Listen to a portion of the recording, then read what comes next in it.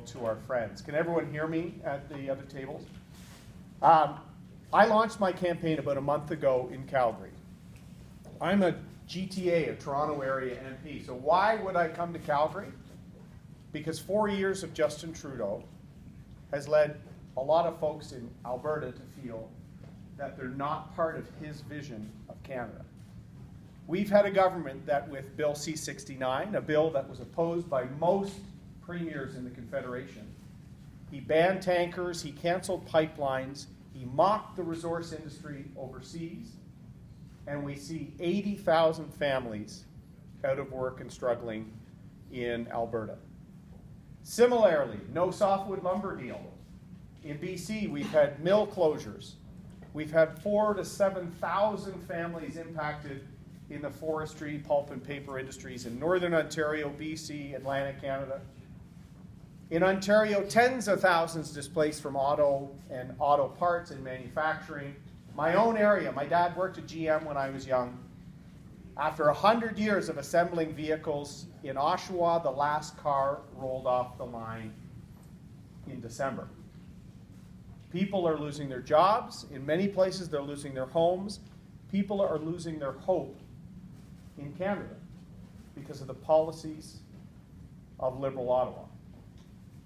Nothing says it more than the Frontier decision this week. Here is Teck Resources, a proud global leader company, doesn't have confidence in getting something done in their own country.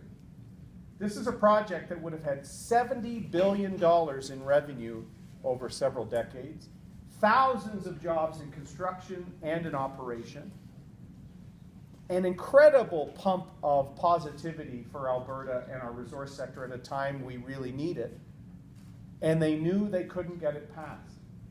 In fact, Liberal MPs were paying for the Facebook ads from activist groups opposing the Frontier project, using taxpayer dollars to actually hinder the approval of a project that a province and really the country needed. That is shameful. That makes me embarrassed as a parliamentarian that Liberal MPs are so captured by special interests and activist groups. They're using taxpayer money to unemploy Canadians. And Teck followed the rules. They started working with Indigenous Canadians in 2008, over a decade of working on Indigenous engagement. They had 14 benefit agreements. They played by the exact rules, high standard rules, that we expect. And so this decision is just as devastating for many Indigenous communities that were planning on their financial future being a partner in Frontier. They also had Alberta Innovation making it so that the Frontier mine would have had carbon exposure less than over half of the conventional oil and gas sources in North America now in the United States. We've got a situation where the United States is very proud to use Alberta innovations like slant drilling, steam-assisted gravity drainage for their industry, and the Trudeau government's embarrassed and really trying to shut it down within our own country. So it's no wonder there's huge frustration. So that's why I came and launched my campaign in Alberta. I want Albertans to know that a principled Conservative from Ontario can stand up for your interests just as if I was raised in the oil patch myself. Because you know what? My first job before I joined the military was pipeline inspection for Trans-Canada Pipeline, back when they were proud to have Canada in their name. Sadly, that's changed. I wore boots, got my hands dirty, pipeline inspection, got chased by a few bulls and fields and the whole bit. And then as a lawyer, years later, I worked for CAP, the Canadian Association of Petroleum Producers. So for an Ontarian, city slicker from the Toronto area, I actually have a bit of cred on the ground. And I will stand up and go to Davos not to mock the industry. I will go back, as Stephen Harper did, and showcase how Canadians are energy leaders. We are an energy superpower. And if we include in that carbon capture and sequestration and nuclear energy for my neck of the woods in Ontario. I have the Darlington plant in my riding. We're actually a full cycle energy superpower. Renewables, oil and gas, that's the highest ethical standards in the world, the best corporate governance. Our regulators, when they publish on the environment, you can actually believe them, unlike many of the other nations that are corrupt and you can't even believe the regulators. We should have a prime minister who is proud of these industries and proud of the hundreds of thousands of families that work within them to provide for their family. So I'm back in Alberta to remind people that I will be a champion and work very closely with my friend Premier Kenney, who opened my campaign office in my by-election in 2012 as the Minister of Immigration, who worked closely with me when he was Defense Minister and I was Veterans Affairs Minister. Our teams were like this, making sure that injured veterans being released from the military didn't fall through the cracks before they became veterans. You've got a great Premier, but he needs an ally in Ottawa, and I want to be that ally. And unlike my friend that's in the race with me, there's a number of people in, and I have a lot of respect for all of them, including Peter. Peter is a step backwards. He was the PC leader 17 years ago, when some of you would have been in primary school, right? That party doesn't exist anymore. The issues have changed. The country has changed. I'm not a career politician, so I don't have as much name rec. I get stuff done, scandal-free. I think that's what we need. We actually don't need someone who's spent their entire life in the Ottawa bubble. We need someone who's worn the work boots with folks in this industry, who's worn a uniform of service. So I had 12 years of service in the Canadian Armed Forces. I still kind of dress like I'm still in it because I'm very proud of it. I'm proud of people who wear a uniform of service for their city, for their province, for their country. Met a girl in Halifax when I was sailing with the Navy and flying Sea King helicopters. Went to law school in Dalhousie, was a volunteer with the PC party there, always in the trenches, knocking on doors, helping like any member of a team. Then I went back to Ontario to practice law. I worked on Bay Street, did energy deals, did a whole range of stuff. And for 5 years, I was Procter & Gamble's lawyer in Canada, one of the biggest companies in the world, trading, making things in Ontario. And for over a year, I was the global lawyer for CoverGirl Cosmetics.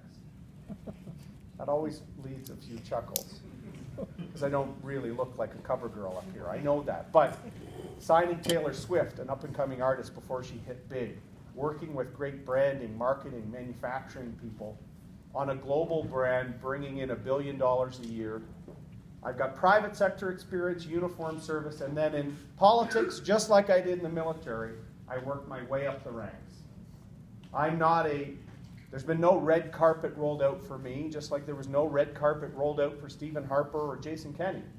They weren't anointed to do this by anyone. They worked hard. So I won a by-election. I went from being a backbencher. After a year, Prime Minister Harper gave me a trade assignment, Parliamentary Secretary for Trade, to work on European trade deals in Asia. And then I became his last cabinet minister of our majority government to turn around a Veterans Affairs file that had lawsuits, protests, wait times that had veterans frustrated, and unions spending millions of dollars trying to hurt us before our election. Within a year, all of those things were turned around, and the veterans that had been suing the Conservative government now are supporting my bid to be the leader of the Conservative Party. If that doesn't show you how a roll-up-the-sleeves, non-Ottawa bubble person can get things done, I don't know what does. So the media want to anoint a candidate in this race. You know, a candidate who thinks that he can just be a little bit to the right of Justin Trudeau and win votes in the middle. I don't want us in the middle. I want us to be principled and conservative and have ideas for 2020, not 2003. Ideas to make our country the best in the world, the best place to invest capital, the best free enterprise system with high standards of legal practice and human rights, we can be an engine of economic activity with our resource wealth and leveraging that as opposed to hiding from it, like Justin Trudeau does. At a time where we see China sailing through our Northwest Passage, Russian aggression, we need a leader that has worn a uniform of service and has participated in NATO missions so that we can have someone on the world stage to bring pride back to Canada's participation. Justin Trudeau, his first vote in the House of Commons was to pull our military out of the fight against ISIS. After France, our NATO partner, asked us to step up after attacks in Paris, only Canada within NATO stepped back. Our allies noticed these things. You remember his trip to India? Because if you don't, I have some pictures on my phone I can show you and remind you. We literally have let our reputation erode because of Justin Trudeau's obsession with himself. Photographs, hashtags, selfies, as opposed to standing up for liberty, values, and our friends around the world. Doesn't have to be this way. But for us to win with a principled, true blue voice, I need your support. That is why I'm here. I'll answer your questions, but hopefully you'll get the sense that if we're proud to be conservative, if we take the fight to the Liberals and to those who want to define us, we can win the next election and get the country back on track. With your help, we can take back Canada. Thank you very much.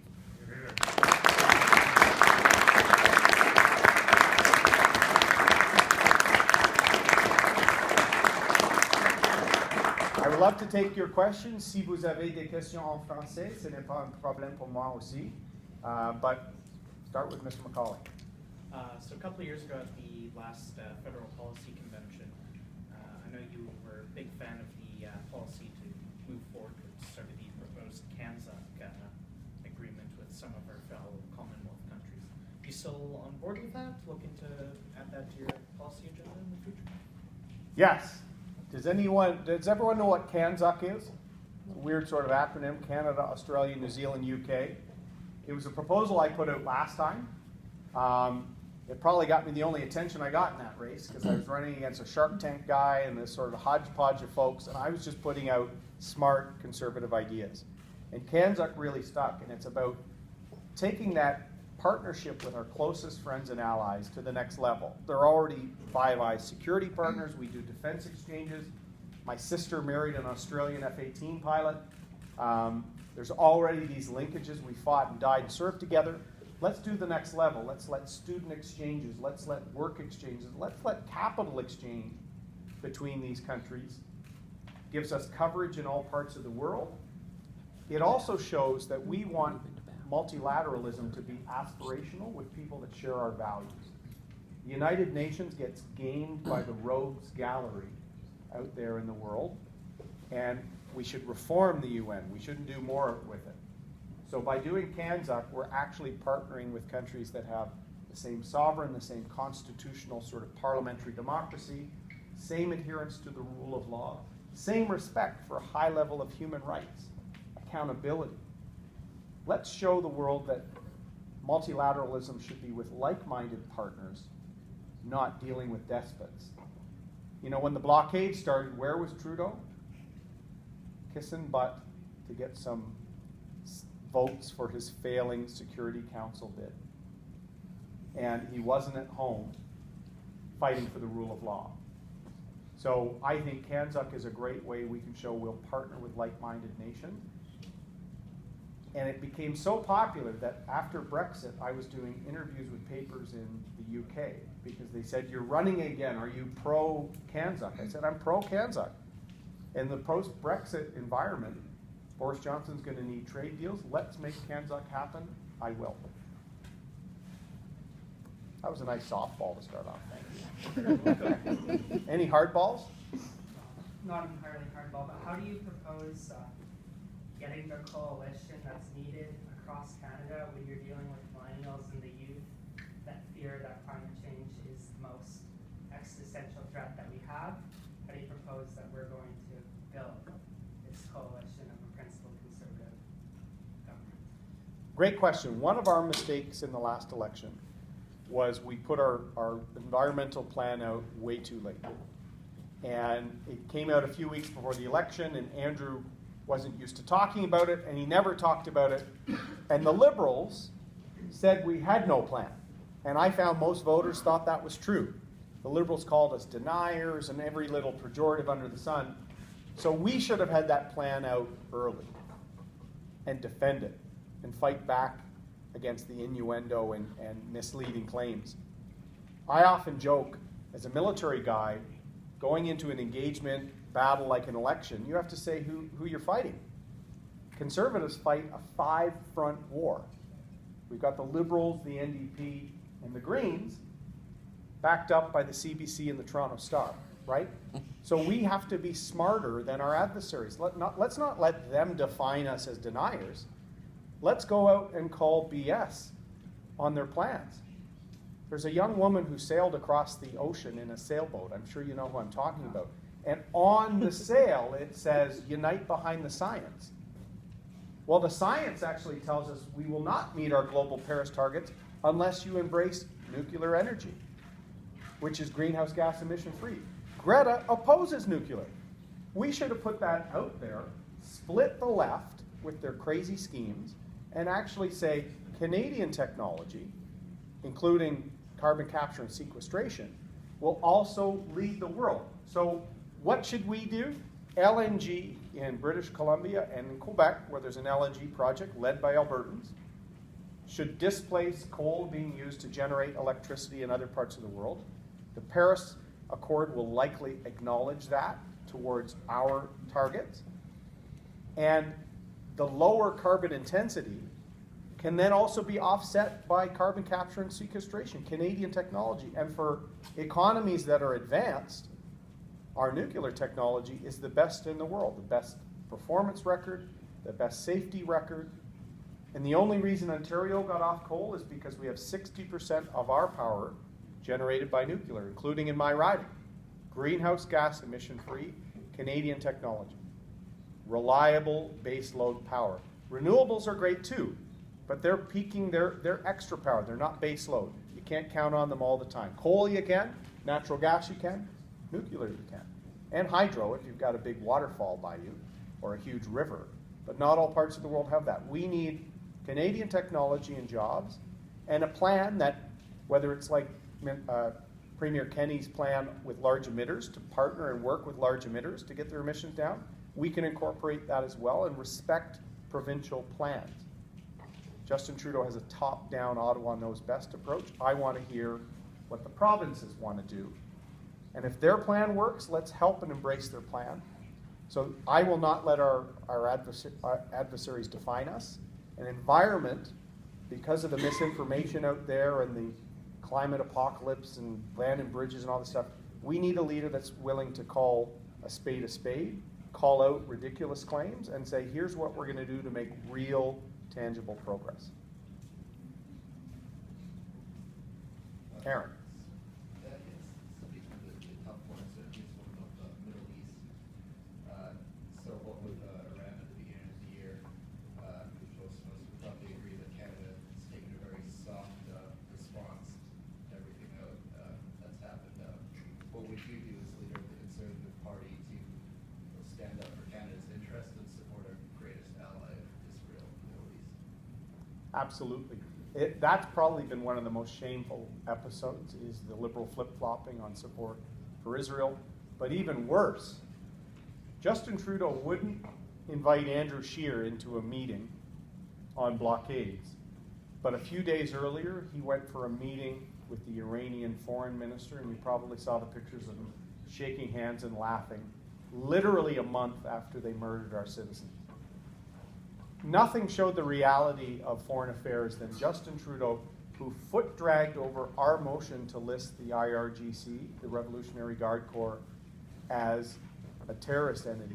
We actually won the vote in the House.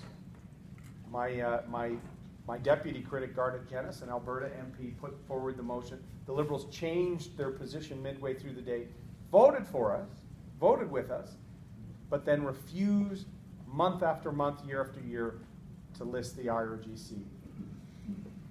the people that targeted and shot down a civilian airliner leaving their national airport with a transponder saying we're a civilian airliner on schedule, that was either mass murder or criminal negligence of the highest order. Those members that fired the shots were IRGC members. So Trudeau's foot dragging on Iran has been shameful, and the disruption in that region from Iranian influence and Iranian foreign funded fighters, whether in Yemen, whether in Syria, they've been the most destabilizing force the world has seen in the last 25 years. 2 of our own citizens killed in Evan prison, including a Canadian professor, Syed Imami, just 2 years ago. So we need a principled stand. I did that as our foreign policy critic. I was the one that outlined our Jerusalem capital position as a party. I was very happy to see our party convention in Halifax virtually unanimously pass the same motion that Andrew and myself had put forward. 2 weeks ago, Peter MacKay was flip-flopping on that issue. There was such outcry that he flipped again. He flipped in the last 2 days on marijuana. I don't know if you've noticed. He said he was going to recriminalize it.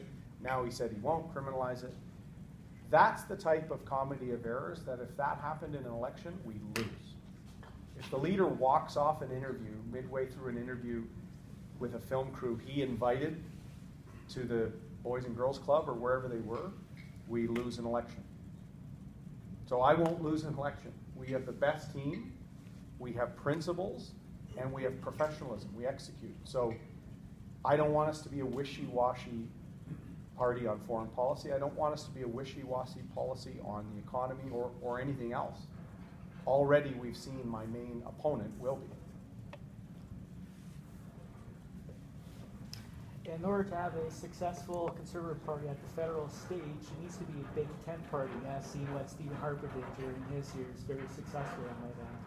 How do you propose to bring together all the different variations, your fiscal conservatives, your libertarians, your social conservatives, and for the fiscal and libertarians that have jumped ship to the PPC, how do you propose to allure them back? Great point. I ran, when I launched in Calgary a month ago, on unity of the party. We win when we're united, when we grow our movement and win seats where we need to. By the way, in my region of Southern Ontario, there's 60 seats. We win them, we're government. I win there. But we have to start with that unity piece. Libertarians, social conservatives, red Tories, fiscal hawks, defense hawks, they all have to feel not just respected, but part of our coalition and make sure that they can advance issues important to them. That's what I will do as leader, and I saw it firsthand as being part of Prime Minister Harper's caucus. He made sure that all voices were respected, and we did things together. So folks that want smaller, limited government, that want to see individual rights and liberties respected, including firearm rights, a number of the things. I got a lot of Maxime Bernier's second votes last time. I lost, but I meet all over the country, all these folks that had voted for Max, put me second, but I never got those votes because I finished third, right? So I think my military service, my firearms record, my approach appeals to a lot of those folks, and they are welcome in the party. A lot did not follow Max, and thankfully they didn't, because we win when we're united. Jason Kenney showed that in spades after we got rid of the Notley government, because conservatives were united, and he worked his tail off to make that happen. You may remember right after the election, Peter MacKay said Andrew Scheer missed an empty net, and we lost because of the stinking albatross, and he was referring to social conservatives. That's not a leader that brings people together. And I'm just being fair. I'm judging him on his own words in the last 2 months. I'm happy for you to judge me on mine. Okay, before I come for second round. Thank you. I wonder how do you perceive the current relations between Canada and China, and what's your opinion toward Trudeau's diplomatic method, and what do you think will be different if conservatives come to government? Good question. Well, remember, just before the 2015 election, Justin Trudeau was asked what country he admires the most, and he said it was China because he admires the basic dictatorship. It showed how naive he is on the world stage. We need to do more with China, but not with the Communist Party and run state. I've said for many years, Huawei should not be part of our 5G network. I think we should have worked with our Five Eyes security partners to make sure that all of our closest intelligence and security partners took the same approach.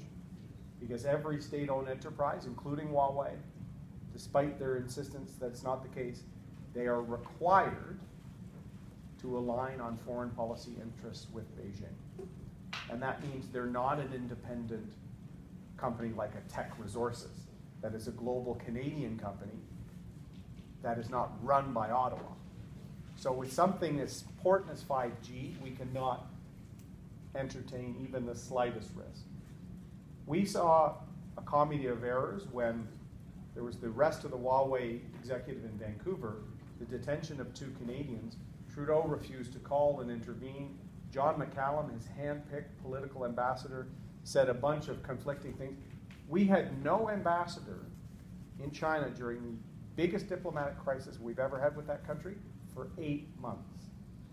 Not even an ambassador. And then he nominates one of his liberal buddy insiders in the middle of an election. This is how mishandled China has been. So the good thing is I changed that. As foreign affairs critic, the first vote Justin Trudeau has ever lost in the House of Commons was my vote to establish a professional Canada-China Relations Committee. We got support from the other parties so that we can look at all issues with the relationship. Not just trade and the important commercial issues, but national security, Huawei, the detention of our citizens. So if we don't treat China as an equal, they won't respect us. Justin Trudeau has treated it as a relationship of currying favor, and in fact, it's gone the opposite way. We've had hundreds of millions of dollars in trade disruption. We have 2 citizens in prison, and we don't even have proper diplomatic relations. So China will respect a much more principled and a much more stronger Canadian government in response.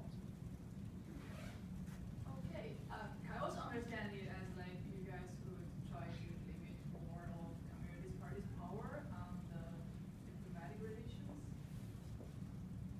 Yeah, the committee I've started, I'm running for leader, so I'm not running the committee now, but it will bring up Hong Kong, it will bring up the Uyghurs, it will bring up any of the human rights and related security, South China Sea Islands. We have to be able to work with our allies and bring up these real issues and problems with Chinese foreign policy. China declared itself 2 years ago a near Arctic state. I suggest you go on Google Earth or look at a globe. It is not an Arctic state at all, but that's an expression of its ambitions. And we, as an Arctic state, have to have our own sovereignty in the north. Right now, we don't even have the military to do that properly. So China is the challenge for the next 25 years from a diplomatic level as they exert their diplomatic, their military, and their foreign policy influence through the Belt and Road Initiative. We love the Chinese people.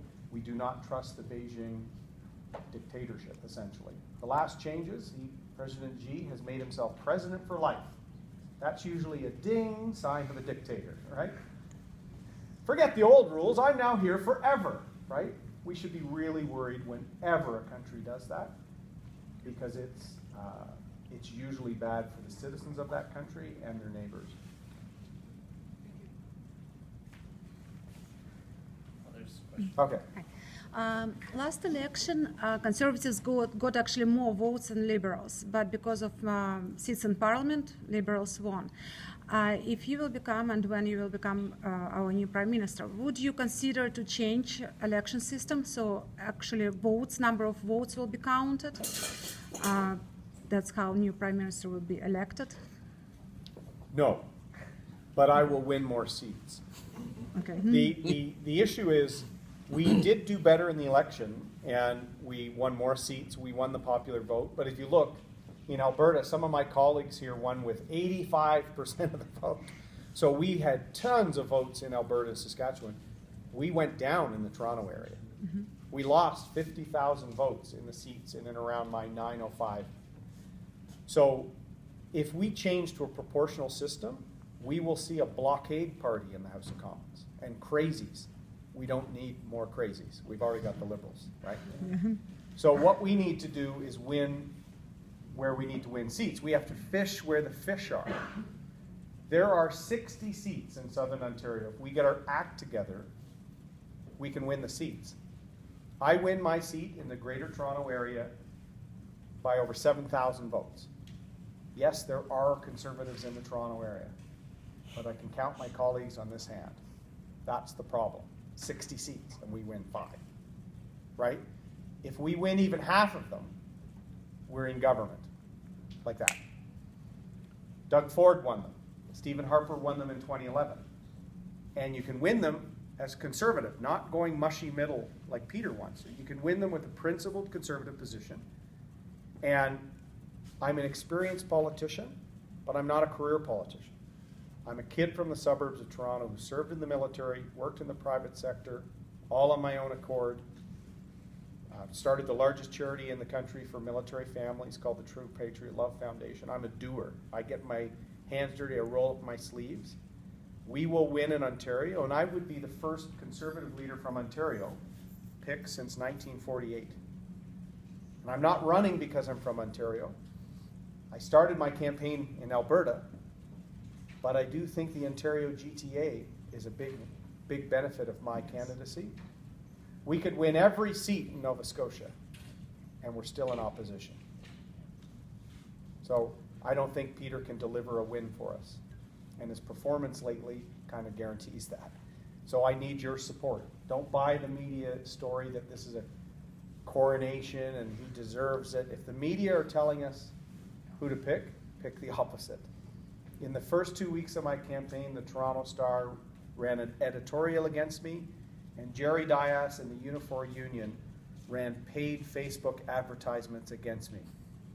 That's a pretty good indication of who you should vote for in my book, because they don't want me to win. They know I can win in Ontario, and with your support here in Alberta, I can. Thank you very much. So, Is that it? yeah, well, no, I thought I was getting the hook. No, sort of. Basically, I recognize I want to get the gram. Everyone wants to get the gram. We also have sign-up sheets if you guys need to get your memberships done and all sorts of stuff, signatures and all stuff too. But yeah, why don't we? If we want to do one last quick question, and then we want to do that because we have to get going in a few moments. We get Matthew, who's the president of the club. So I was gonna say. Okay, 2 more. One, because you had your hand up. 2 more. I'll be more succinct. I'm sorry. Well, I got a quick one. So you mentioned towards the last day being a true conservative, standing up for our values. You also mentioned that we should let our opponents define us, which is obviously something that we have to deal with a lot on campus. So I guess my question to you then would be, how would you define conservatism, and what does it mean to be conservative to you? Great question, Matthew. And I think I'm a free market, rugged individual conservative who also believes in our history and our institutions. And I hate to see them diminished. An institution means rule of law.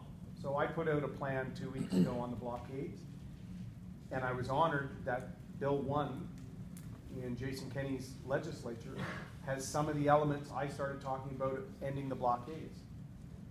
But I've been making this fight for many years. A few years ago when Trudeau started pulling names off buildings and Sir John A. Macdonald statues were coming down, I was the only federal member of parliament taking on unions, taking on Trudeau as part of this cancel culture. They want to erase and change the past to meet their political ends today. So rather than make real progress on water quality or pipelines to employ Indigenous Canadians, they moved the name of a long dead Canadian off a building. They did it in Calgary on the same bridge, the Langevin Bridge. Virtue signaling ridiculousness that actually avoids doing the real work required today. And what I do is I not just take it on with anger or frustration, and I am, you can tell a little bit. I research and I know. So when I did a video and reminded Canadians that Justin's father opened 3 residential schools 100 years after we knew they were a problem. And Jean Chrétien was his minister that opened them. Where's the left asking for Trudeau Airport to be renamed? They were accusing me of lying and making it up until I said, look in the Truth and Reconciliation report. You know who started Truth and Reconciliation? Harper. Who ended residential schools? Mulrooney. Our record's actually better. So we need someone to fight back against what we now call the woke left. I was doing that as a lonely voice, and a lot of people are saying, why do you care about these statutes? Because that's our story. All the warts and all. And when you have groups today on the left trying to rewrite our story, that's cultural Marxism in my view. And so part of it is not letting our opponents define us. It's not letting our opponents define the narrative of Canada. And you see the ridiculousness of the movements now. Armageddon this and shut down Canada. If we shut down our resource economy, we might as well shut down this university because it's half of our GDP. So where these activist groups meet, you're not going to have a school to meet at anymore unless we have responsible, proud, best-in-the-world resource development, corporate governance, and all that that's best in the world. So I'm an unabashed conservative. I'm also very proud of our resource sector. And I think after 5-6 years of Justin Trudeau, we're going to need someone to rebrand Canada in the world as being a proud producer, a proud military, a proud member of NATO, a proud ally. Canada proud. Last question. The recent attempted erosion of our basic human rights and our essential human rights to life, liberty, security, freedom of speech, etc. How would you defend those at the federal level? Well, I've always tried to defend all rights. And so I'm probably one of only a handful of MPs that have spoken on religious freedom, freedom of speech, conscience rights in the House of Commons. I also support minority right protection, and I've tried to say to people that I stand up for all liberties, whether or not I identify with them, I will stand up for those rights. I will also stand up for the rights of law-abiding firearms owners, and I've taken on the media who try and portray sport shooters or hunters as a public safety risk when the issue is actually gangs and organized crime often in the cities. And if you talk to police, they don't have as many tools to handle those problems. And you see a bad shooting and Justin Trudeau starts talking about law-abiding people. In fact, somebody with a license for firearms rights has their standard checked every day in the civic police system. Because you can lose your right if you're involved in a crime, and you could lose your right to have a firearm. So statistically, firearms owners are the safest Canadians because they're checked in the system every day. They would be flagged if they weren't. So when I hear the media or the Liberals, Chief Blair, a former police chief that stood up for firearms owners a few years ago, became a Liberal, changed his tune. I take on their narrative because it's not fair to it's wrong. And so I think you have to be proud to be a liberty-based conservative. I stand for ordered liberty, rule of law, and I've wore a uniform to stand up for that in the past, and now I do it in Parliament. So thank you for the opportunity. Please join our mission. Sign our pages. Sign up to our mission. You're all students, so I can't really ask for donations. But really, your shoe leather and helping our team would be even more powerful than a donation. So thank you much for the opportunity. Help me take back Canada. Thank you very much.